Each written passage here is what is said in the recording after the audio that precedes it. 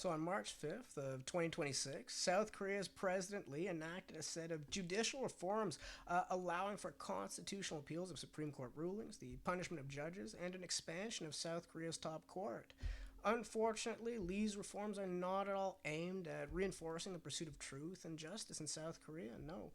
Rather, President Lee's reforms are merely the latest oppressive endeavor of his regime and a symptom of South Korea's ongoing democratic collapse. In fact, it's clear that since 2025, President Lee has rapidly become a relentless dictator and an urgent threat to all democracy in South Korea. Firstly, President Lee has oppressed various fundamental human rights in South Korea, such as religious freedom and free speech. In fact, the Lee regime has openly attempted to censor and punish any criticism of South Korea's recent and tainted 2025 election, whereby President Lee was himself suspiciously thrust into power on the heels of a vote that was marred by foreign interference by China and the PRC. Even President Trump himself has declared what's going on in South Korea seems like an ideological purge or revolution. Moreover, President Lee has brutally persecuted all of his political opponents and various right wing political actors throughout South Korea.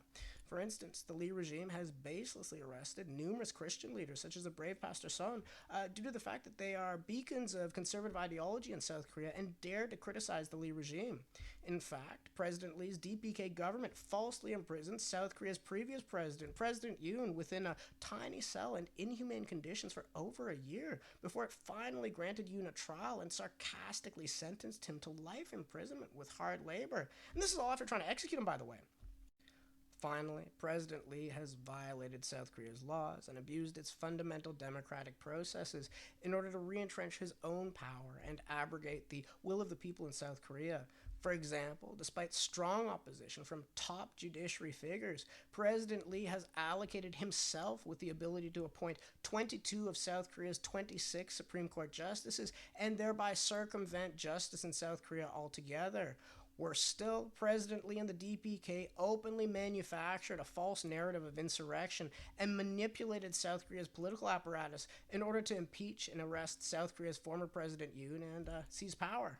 And now Lee actually seeks to violate the fundamental essence of South Korean society itself and encode socialist ideology directly into South Korea's constitution and state.